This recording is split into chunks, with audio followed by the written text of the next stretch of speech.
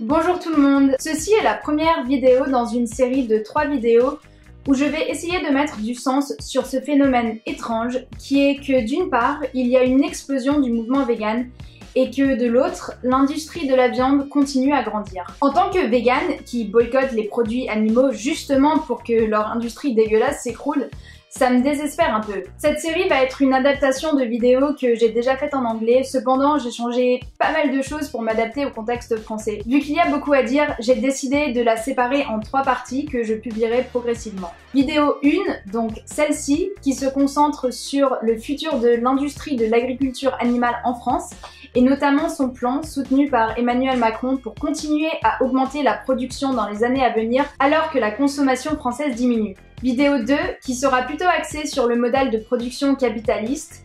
Là, on regardera surtout le phénomène des grandes marques qui passent au véganisme et on s'interrogera à savoir si cela promeut réellement la libération animale. Et dans la 3e vidéo, j'expliquerai pourquoi je pense qu'il est important de concevoir le projet vegan comme un projet anticapitaliste et pourquoi aussi bien sûr les mouvements anticapitalistes doivent absolument prendre en compte le véganisme.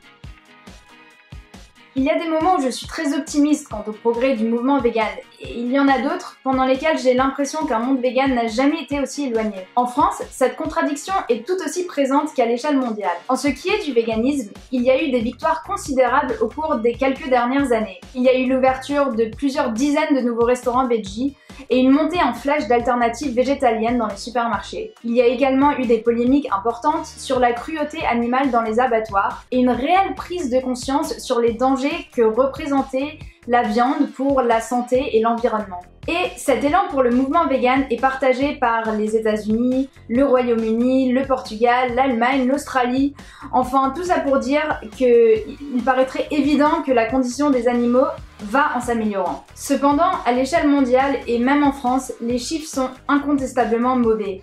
L'élevage intensif a continué à se répandre et tue aujourd'hui plus d'animaux que jamais, des animaux encore plus malades, mutilés et maltraités. À l'échelle mondiale, on tuait 15 milliards d'animaux pour la nourriture en 2000, selon le World Watch Institute. En 2015, on en tuait 24 milliards, soit 4 fois le nombre d'animaux tués en 1970. Ce chiffre est prévu de doubler entre aujourd'hui et 2050, avec la majorité des œufs, du poulet et du porc provenant de fermes intensives.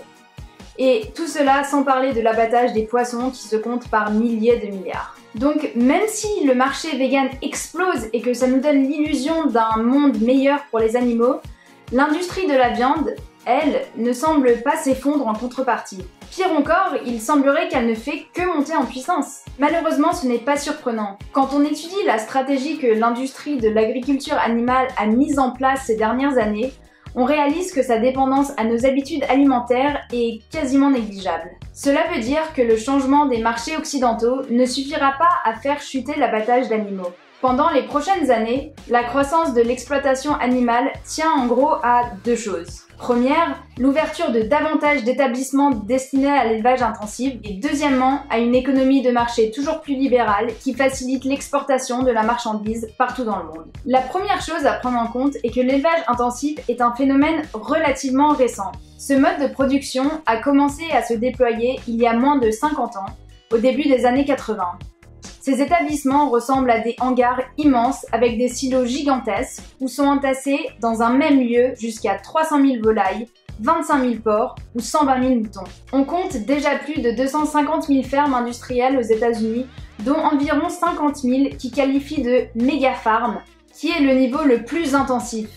Ce modèle agricole se propage dans le monde entier, pas seulement dans les pays dits en voie de développement, comme on l'entend souvent, mais aussi partout en Europe. Sur le marché français, l'élevage intensif nous fournit déjà l'écrasante majorité des produits que l'on consomme. En France, 83% des 800 millions de poulets de chair sont élevés sans accès à l'extérieur, 68% des 47 millions de poules pondeuses sont élevées en batterie de cage et 95% des 25 millions de cochons sont élevés sur caillebotis en bâtiment. Et le phénomène des méga-farms, donc l'élevage intensif à plus haut niveau, prend racine chez nous aussi.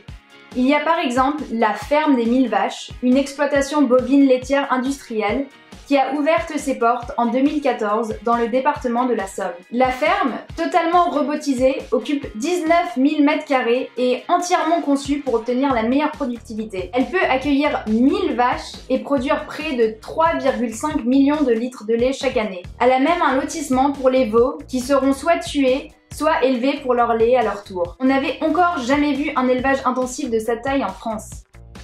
La construction de cette ferme n'est malheureusement pas une exception. Au contraire, elle est un avatar de cette industrialisation qui touche aujourd'hui tout type d'élevage en France. En 2015, la Confédération paysanne a publié une carte de France qui recensait une trentaine de projets phares dédiés au déploiement de ce projet productiviste. Voici à quoi ressemblent les projets de l'agriculture industrielle en France, qui sont soit déjà ouverts, soit en construction. Je vous invite à faire un tour pour explorer cette carte par vous-même après ma vidéo. On peut cliquer sur les différents projets pour en avoir les détails et franchement, c'est effrayant. Bon, mais vous vous demandez peut-être comment l'industrie agricole française prévoit de vendre toute cette nouvelle marchandise. Après tout, la consommation de produits animaux chute en France, surtout en ce qui concerne la viande rouge et le lait. Comment ça peut être un projet économique viable d'investir autant dans une industrie qui intéresse de moins en moins de gens? Eh bien, pour expliquer cela, il faut comprendre le fonctionnement de notre économie de marché. Malheureusement, l'abattage d'animaux en France et en Europe ne compte absolument pas diminuer dans les années à venir. Seulement, vu que les Européens en veulent moins, la production sera plus fortement tournée vers l'export pour atteindre les pays émergents où la consommation de viande ne cesse d'augmenter. La plus grande opportunité se trouve en Chine, qui vient de lever un embargo sur la viande bovine française qu'elle avait instauré en 2001 suite à l'épidémie de la vache folle. Comme le dit Jean-Paul Simier, économiste spécialiste des marchés de viande en France, dans ces pays, il y a de plus en plus de consommateurs. C'est en soi une bonne nouvelle pour les marchés. Le marché chinois est immense! Le pays importe 700 000 tonnes de viande bovine. C'est la moitié de la production française. Et au vu de sa faible consommation de bœuf par habitant, la Chine pourrait tripler ou quintupler ses importations dans les années à venir. Un des directeurs du groupe Bigard, le numéro 2 de l'abattage en France, s'en réjouit aussi. L'export est un circuit indispensable à la filière porcine française. Le marché européen permet de réguler l'activité, mais pas forcément de la valoriser. Finalement, plus sa quote-part diminue, mieux c'est. Non seulement les dirigeants de l'industrie agricole française ne sont pas inquiets de la baisse de consommation, ils estiment même que c'est une bonne chose et une opportunité économique. Un autre économiste explique que c'est d'autant plus formidable, car la Chine est intéressée par des pièces comme les pieds, les oreilles ou des morceaux de viande avec des os qui ne sont pas appréciés en France. Ces dernières années, notamment depuis 2015, nous avons aussi vu la France commencer à exporter vers l'Égypte, le Vietnam, la Turquie et l'Israël. On pourrait penser que le président Emmanuel Macron soit opposé à ces mesures. Après tout, il s'est vendu comme le président des petits producteurs, le président des champs et pas des villes, qui ferait de la transition économique une priorité absolue. Mais en réalité, le programme de Emmanuel Macron est entièrement favorable à la transition vers un élevage plus robotisé et tourné vers l'export. Au premier abord, son programme agricole est flou et difficile à cerner, un peu comme toutes ces autres mesures d'ailleurs. Il explique que la France n'a pas su répondre suffisamment vite aux nouvelles attentes du consommateur et donc promet d'adopter par ordonnance des mesures dès 2018 pour y remédier. En gros, il compte moderniser et intensifier nos élevages, mais utilise l'argument que c'est pour que nos paysans puissent travailler dignement avec des bons équipements. En termes d'abattoirs, il explique qu'il faut faire en sorte que la France soit à la pointe de l'innovation et de la compétitivité pour continuer à être une grande puissance à la vente et à l'export. Et malheureusement, pour l'instant, Macron a les moyens de sa politique car la France est le premier importateur de soja en Europe, un import destiné à 90% au bétail. Pour accompagner cette transformation agricole, il a promis de mettre en œuvre un fonds de 5 milliards d'euros. Il appelle d'ailleurs son programme le plan Marshall de l'agriculture. Cependant, il tempère son discours productiviste avec la défense parallèle d'une agriculture naturelle, tourné davantage vers le circuit court, le droit animal et l'écologie. Partout dans ses discours et ses communiqués sur l'agriculture, on peut voir qu'il défend la transition vers un élevage plus intensif, mais aussi un retour vers l'élevage plus naturel. Pour nous faire croire que ses positions ne sont pas contradictoires, elles le sont, il répète constamment qu'il ne défend pas un seul modèle agricole et que la pluralité est productive. Il explique dans son discours à Quimper, et je cite, « Il y a plusieurs modèles et je ne défends pas un modèle unique.